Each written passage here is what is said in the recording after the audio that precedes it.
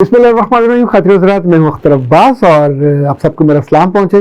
गजाला इरफान ने पूछा है कि सर, पिछले दिनों दुनिया के 5 अमीर तरीन मुसलमान उमरा और जो बादशाह हैं इनकी लिस्ट छपी, तो आपको कैसा लगा? बेटा सच्ची बात बताऊं तो रत्ती बराबर में मुझे खुशी हुई, इसलिए कि उसमें सऊदी अरब के थे, दुनिया में इतना पैसा उसमें कतर के थे, दुबई के थे, अम्मान के थे, ब्रुनाई वाले थे।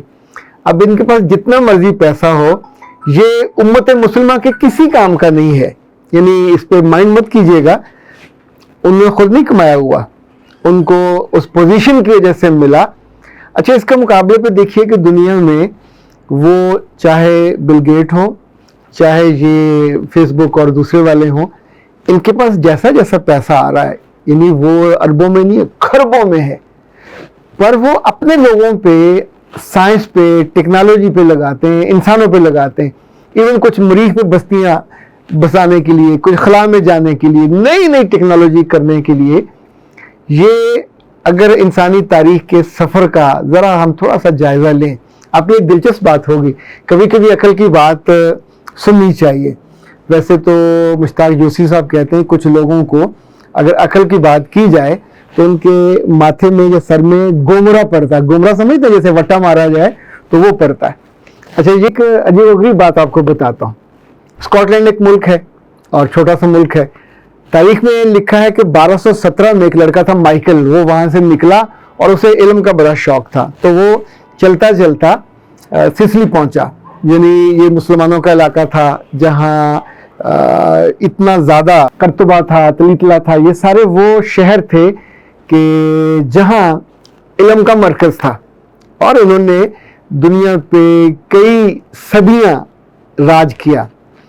अच्छा, उस ज़माने में उसको शौक हुआ कि मैं अरस्तू को अपनी बरादरियों के लिए, जो उनके मुल्क है लातीनी अमेरिका वगैरह, उनके लिए ट्रांसलेट करूं। तो लेकिन ज़ाहिर है वो अरस्तू की ज़ुबान नहीं जानता था, तो उसने अरबी में जो अरस्तू की किताबें ट्रांसलेट हुई थी उनको पढ़ा, उनको सीखा, अरबी सीखी, और फिर उसने अपनी कौम के लिए उसको अरस्तू को ट्रांसलेट किया।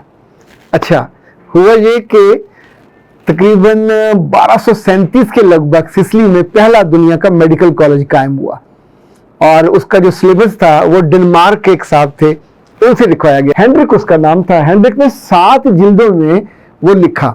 अच्छा, 7 जिल्दों में लिखने के बाद वो सिलेबस बन गया और वो जिल्दें अब भी जहाँ महफूज हैं, जिस जगह स्टॉकहोम की नेशनल यूनिवर्सिटी में, और वहाँ ये 7 जिल्दें जो हेनरिक ने लिखी थी। और मज़े की बात है कि इसकी बेस और माइकल की वो तर्जुमे थे जो उसने अर्राजी को किया, जो उसने इब्न सीना को किया, और ज़ाहिर है उस वक्त उन्हीं का गलगला था, उसने अरस्तू को ट्रांसलेट किया।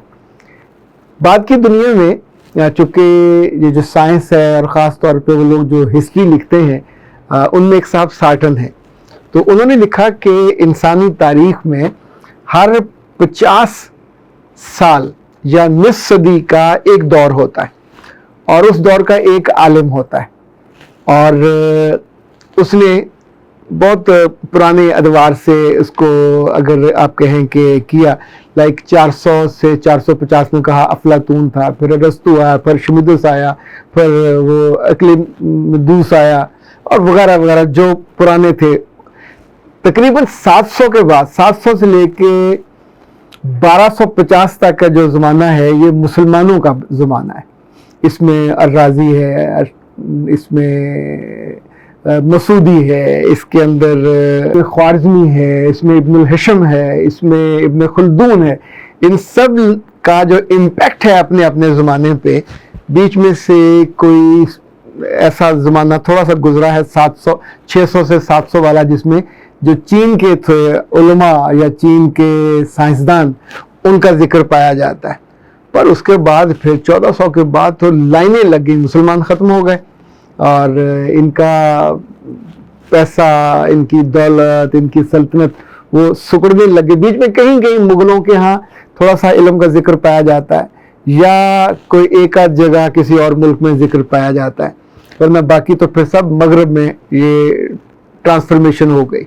और ये ट्रांसलेशन नहीं हुई, ट्रांसफॉर्मेशन हो गई।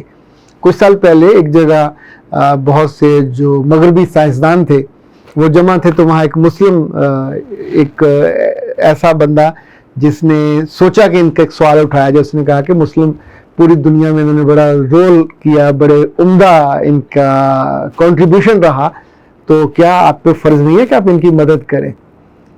تو انہوں نے کہا کہ آپ کیسے کسی ایسی قوم کی مدد کر سکتے ہیں جو اپنی مدد خود کرنے پہ تیار نہیں ہو؟ یعنی اگر کوئی ڈوبا ہوا ہے تو اٹھ کے تو بیٹھے نا، اپنے لیے تیرنے کا سوچے، اپنے لیے بچنے کا سوچے۔ اب اتنی صدیوں سے مسلم امہ یا مسلمان لوگ، آپ اپنے پاکستان کو دیکھ لیجئے، اب 100 سال ہونے والا ہے، تو یعنی 50 کی اگر آدھی صدی 2 صدیاں ہونے والی ہیں، تو ان صدیوں میں ہم نے علم کو کیا دیا، ہم نے سائنس کو کیا دیا، ہم نے انسانوں کو کیا دیا، سوائے لڑائی جھگڑوں کے اور سازشوں کے اور چھوٹی چھوٹی چیزوں کے، کمیونٹیوں کے، یعنی ہمارا امپیکٹ کیا ہے ہمارے جانے کے بعد، 100 سال کے بعد، 200 سال کے بعد، جب اس عرصے کو گنا جائے گا 1947 سے لے کے 2047 تک اور 200 سے پھر اگلے 47 تک، کہ ان جو ٹینیور تھا اس میں ہم نے دنیا کو کیا دیا۔ تو کبھی سوچئے گا ضرور، اپنے بارے میں بھی سوچنا چاہیے، اپنے بچوں کے بارے میں بھی سوچنا چاہیے، جہاں ہم پڑھ رہے ہوتے ہیں، پڑھا رہے ہوتے ہیں، کہ انفیکٹ ہم دنیا کو کنٹریبیوٹ کیا کر رہے ہیں، کوئی ہم کو کیوں یاد کرے، کوئی ہم کو کیوں محبت سے۔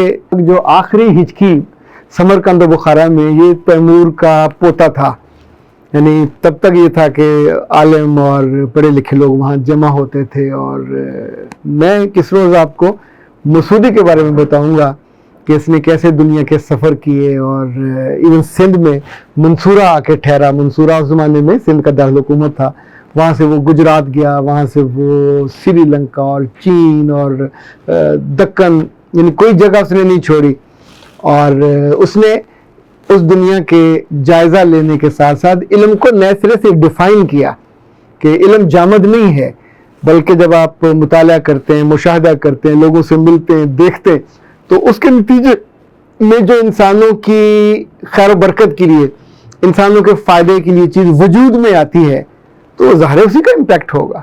یہ جو علم کا سفر ہے، جب یہ اچھا ہوتا ہے، برابر ہوتا ہے، تو قوموں کو، نسلوں کو اجال دیتا ہے۔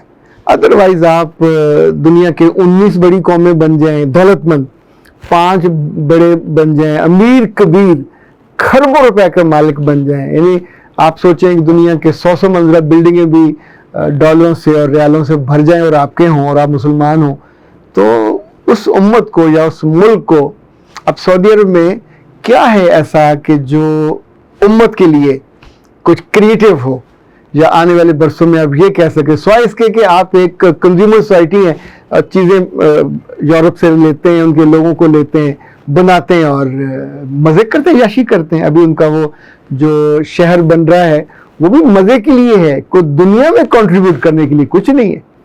اسی طور پہ جب چھوٹے چھوٹے ملک ہوں یا بڑے ملک ہوں، آپ کو صرف ایک بصیرت، چاروں طرف کھوپے لگ جاتے ہیں جیسے بیل کے ہوتے ہیں، تو آپ اپنی دولت کو دیکھتے جاتے ہو اور گھومتے جاتے ہو، گنتے جاتے ہو، بینک بھرے رہتے ہیں۔ پھر ایک وقت آتا ہے کہ امریکہ اور یورپ مسلمان حکمرانوں سے جب ناراض ہوتے ہیں تو ان کی دولت پہ قبضہ کر لیتے ہیں، ان کو ضبط کر لیتے ہیں۔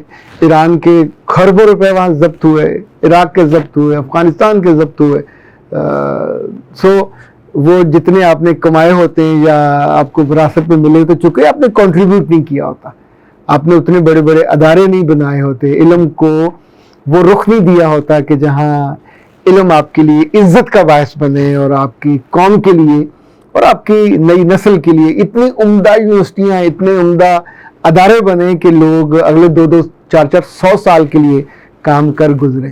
سوال آپ کا اچھا تھا، لیکن تکلیف دینے والے بعض سوال ہوتے۔ اختر عباس کو دیجیے اجازت۔ السلام علیکم۔